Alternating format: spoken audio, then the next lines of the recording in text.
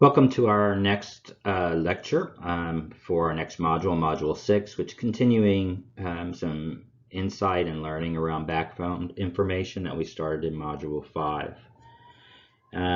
Here I decided to share with you a picture from my throne, if you will, being the one true king. If you're a Game of Thrones fans, you will recognize this. I did a trip in Europe a few years ago, hiking, and saw a number of Game of Thrones sites along the northern coast of Spain, and then ended up in Croatia, where there's a lot of the series filmed, and this was in a souvenir shop. It was quite cool. Croatia is I was in the town of Dubrovnik, a great old town where a lot of the scenes are filmed, and an interesting town because of the war that was there 30 years ago. And so it's interesting to, meet with people who have a real experience of war. It's outside of my kind of personal experience, although we've been involved in Afghanistan and military actions there, but to actually live through a war was quite an interesting and really kind of sad and overwhelming part of that town's history. All right, let me continue on.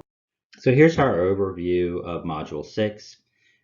You are reading chapters 4 and 5 in Curious. These are great chapters. I found them very interesting. Chapter 4 is kind of a history of our humanity's perspective on curiosity and how it's been held up as a great thing and also as a horrible thing throughout time. Very interesting. And then chapter 5 is looking at the personal payoff we get or the personal cost we have when we don't have curiosity. In Canvas, there's just a few resources this time. It shouldn't take you very long. It's really focusing mainly on peer-reviewed sources and citations. There is a really short, cool video on writing good questions, which you actually have to do in Project Part B. And then some more materials on plagiarism and integrity, academic integrity, and tutorial on APA citations. These aren't very long resources. They shouldn't take you very long. So you get the chance to hopefully really enjoy chapters 4 and 5 in Curious. Then, of course, there's a quiz based on all the materials you're seeing, and then survey project Part B, continuing the survey. Our reading this week is from chapter 4 and 5 of Curious, and I hope you guys are enjoying this book as much as I am. It's not so dense and that some academic texts are, and it's providing a lot of anecdotes and historical annotations and interesting perspectives about something I really hadn't thought much about when I read this.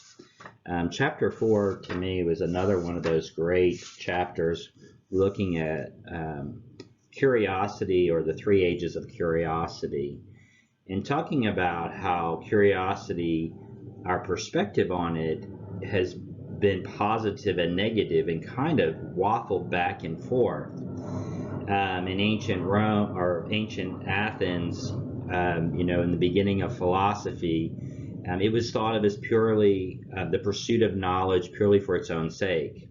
And I love that they said, and this kind of rings true to me of like what I think about the Greek culture I've exposed to.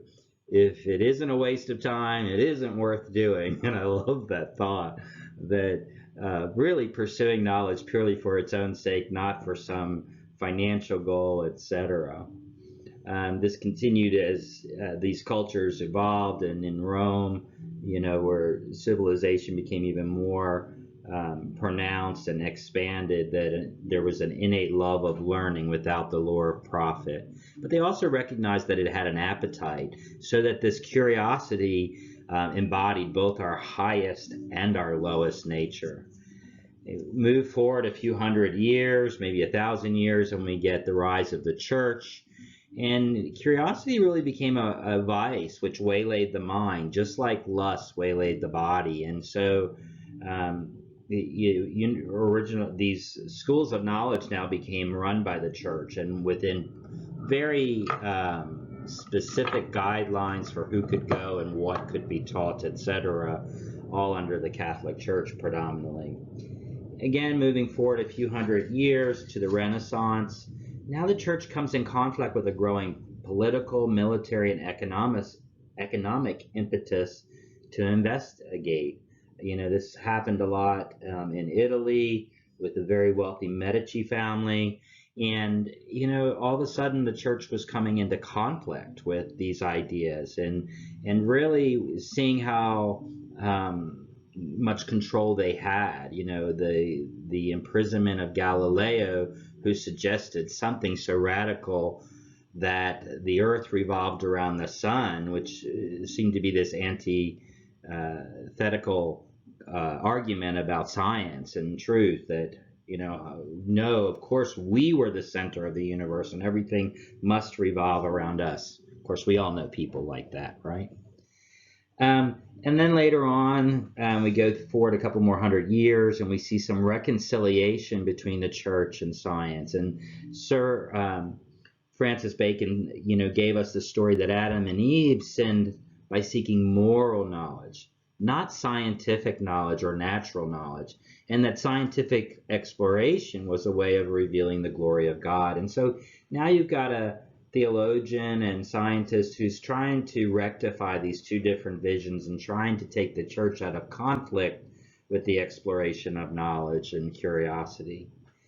And then we talk about technology, the technology of cities, of allowing massive people to congregate together. And this is technology, because now you have to figure out how to get food in and waste out, and all of these things require technology. The printing press, all of a sudden books were no longer handwritten by monks that took a year to write a book, or to copy a book, not write a book, copy a book, could now be done. And it became so much cheaper to own a book, so that information was being shared quicker.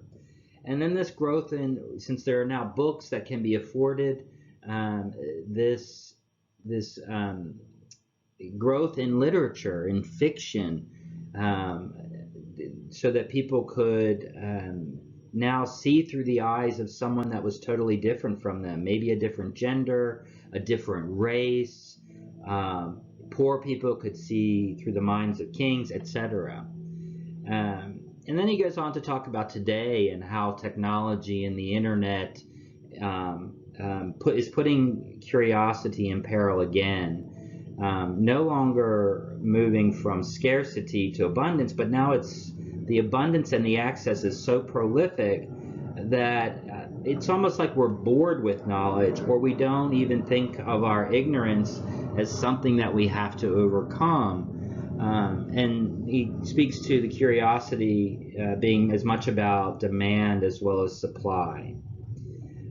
So now we have the perfect search engine, but what if I don't know what I want to know? There's a great piece in here about serendipity, that serendipity is this chance encounter that creates something good out of it, whether we know it or not. And it gives a good rationale for why serendipity is most advantageous when we are educated and curious, because otherwise we may miss the whole chance encounter that occurred. And he gives a couple good examples, like the discovery of penicillin. But he's talking about how now with search engines send me the information that I have already seen or similar information. So this chance encounter of different things is less likely to happen the way we ingest information now. And he was talking about how when you walk into a bookstore, you see all these different books of different kinds, and you're much more likely to venture out of your normal mode. A newspaper, there's different articles on the page, so you may read about news and then you may read about Lady Gaga.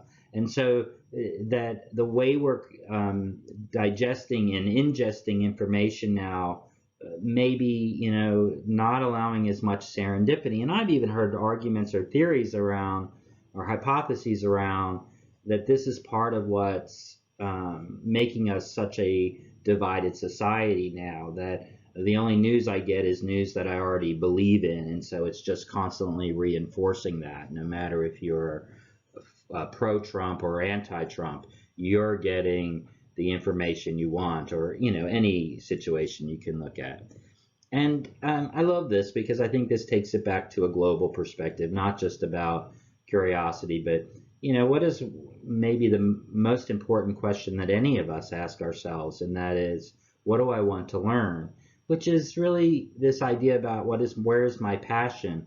What is it I want to be doing in the world? Where do I want to be from an occupational perspective, from a giving perspective? Like, what do I have to offer the world in a specific area? It's one of the most important questions of our lives, and the one question that the internet can't help you with. So I hope you enjoyed that chapter. I sure as hell did. And let's go on to the next. Our next chapter in Curious, chapter 5, is titled The Curiosity Dividend, and is really speaking to the payoff in each of our lives from being curious. It starts out looking at education and the differences there, and as far as maybe prosperity, and speaking to how education is still the single biggest factor in determining whether individuals are likely to prosper in today's world. And this is all from an economic perspective, of course. On a global scale, nations with a higher proportion of young people in college are those whose economies tend to grow the fastest. And we've all known, especially probably your generation has seen this more than any other ones in high school counseling offices, the difference in income over a lifetime that's generated by someone who has a bachelor's degree versus someone who has a high school diploma. But what's interesting that it's pointed out here from the data is that a study done in 2014, which may seem a while ago, but it's really only 6 years ago, that the disparity in economic outcomes between college graduates and those with high school diplomas is actually much greater than it's ever been in our history or since it's been measured. So, the gap is widening like it is in so many other ways. It used to be thought, of course, that what made you successful in school, for looking at education, was your IQ or your intelligence quotient. And, for decades now, people realize that this is only one facet of success, but it's obviously a key one, that you actually, have to have some baseline of intelligence to master success in college and school, etc. But what we have found is that attitude plays a part of this, specifically your attitude toward the learning process, and then the habits that individuals practice. And specifically, they've labeled this conscientiousness, which is a common, which is a kind of a common term they're giving to this amalgamation of traits. And one of them is persistence, self-discipline, and grit. And grit really just refers to, this is a word that's getting a lot of attention over the last, I believe, 5 years or so, about someone's stick-to-itiveness. How do you do when you're faced with obstacles? Do you stick with it or you just give up? How do you deal with failing? When things don't go your way and you're knocked down, do you pick yourself back up? And this is this kind of idea of grit, that people that are more resilient and willing to face those challenges are going to do better. And that's certainly intuitively clear. And then they found this other, so we've got intelligence and conscientiousness, and then through another study, if you will, and it was really a study of prior studies, someone put curiosity in there, that our tendency to seek out, engage in, enjoy, and pursue opportunities for effortful cognitive activity, which is what we've been reading about since the first part of the book. So it's like this three-legged table, right? That, to really ensure success, you want to have all legs on that table. You don't want to have it leaning against the wall. So the intelligence is there. There's a conscientiousness about your own future, and a curiosity to, go deeper into things. So a really curious thing in this reading, which I found fascinating, and at first it just made me laugh, and literally laugh out loud. And then it was like, wow, when I sat back and kind of thought about it. So the question was posed to Reddit readers: if a 1950s time traveler came to today, what would be the most difficult things to explain? And the number one answer by far was what you're seeing here. I have a device in my pocket which can access the entirety of information known to man. Wow, that's pretty amazing, right? And I don't think a lot of us think in terms of that. But continue on. I use it to look at pictures of cats and get into arguments with people. And I think this really, I love that they use this. I think it really kind of sums up our individual and our collective dilemma in our future, that technology is this awesome gift and it comes with some awesome challenges. To me, I don't think any of us probably cannot relate to that statement in italics there, realizing we have awesome power in our hands, and at the same time, what do we do with it? So about 10 or 15 years ago, there was a lot of talk about the digital divide, and certainly over the last year, this has come to the forefront again because of kids. I'm recording this in 2021 in the beginning part. After going through the pandemic, it brought up the idea that, with all kids taking online learning, that a lot of kids didn't have access at home. And in general, kids today spend 10 or more hours on digital devices a day. Unbelievable. The poorer the household, the more glued to the devices. What's interesting is the digital divide was big in the 90s as we got cheaper devices, as phones became devices, as tablets came online and really brought the price down of home computing. The digital divide certainly lessened, but the time divide widened. What does that mean? Well, the time divide between households with children, economically higher economic households with parents that had gone to college, their kids use less time than lower economic families. And what it's saying is this has always been different, whether it was television or something else. But now with broadband being brought in, with the internet being brought in, and devices getting cheaper, it's actually gotten worse. So before, kids used to spend, I think he said, or she said, excuse me, an hour more.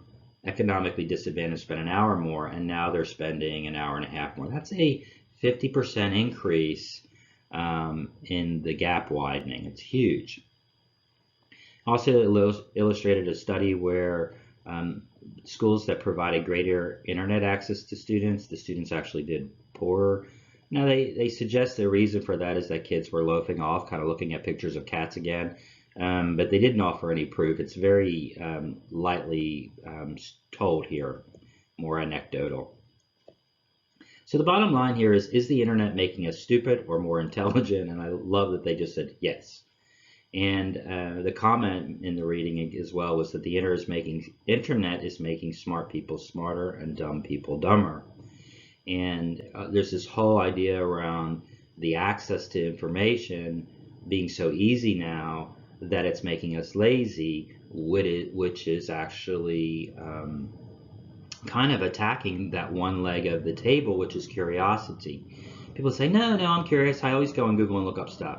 But remember, we're talking about two different types of curiosity here since the very beginning. There's that kind of curiosity where I'm just kind of interested in a point, and then there's that more deep curiosity where I really want to go and look at something and know it really well. And that deeper curiosity that takes time and energy and effort, the author is suggesting that we're really kind of dumbing us down because we're affecting that. Now, the interesting thing is they have John Dewey in here. John Dewey was a really famous American educator and philosopher that had a lot of ideas that have been implemented in schools today. In fact, did one of the first kind of research studies. I think it was the University of Chicago where he was based, and they actually had a school there so graduate students and doctorates could look at kids and try different theories about education. And this is really relatively early in the 1900s. And he also had different ideas about the stages of curiosity, and really kind of warned to this point, even well before technology, that, how did he put it? That curiosity, oh man, I want to give you this quote before I move on. That curiosity was a fragile quality. Curiosity is so insatiable in just a few people that nothing will discourage it, but in most, its edge is easily dulled and blunted.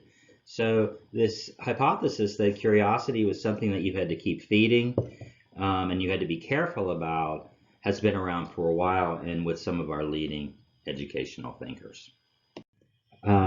Oops. God damn it. Our next resource from Canvas is a discussion about why citations matter. So you've got here a nice video, very short, created by UNT, about why citations matter. And they do matter, and they should appear both in the text of your communication and in a comprehensive reference list at the end. And this is true in business communications as well as research papers, etc. Making citations easily found is what's really key in business, more so than any one or more styles. So links are not always the best if they're not clear. For example, you may send out an email and you may just put a link to the source, but what if someone prints that off and gives it to someone else? They don't really know what the source is without typing a long URL. So it's a good idea to kind of do both. If it's a magazine article or something, publish the name of the magazine, the date, etc., and then put the link as well. You also have a resource here from the university. The video is actually from the university from that same page.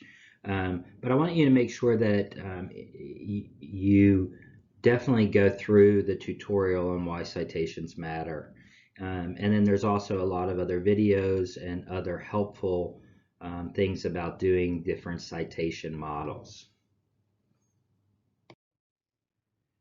So the next resource from Canvas for this week's learning is a really important piece for your survey project. It's not very long, but it's got great information in it, and all three parts are really good. First, there's a really short video about writing 3 steps to writing a good research project and what a good research question is and isn't. And then there's some good questions here that I'm asking you to kind of make them better. Try to figure out a way to reword the question to get better information. And then the last one is a bunch of research question examples. And this is really good because it gives you an example and then it tells you what's wrong with the question. And in fact, I would do this piece first.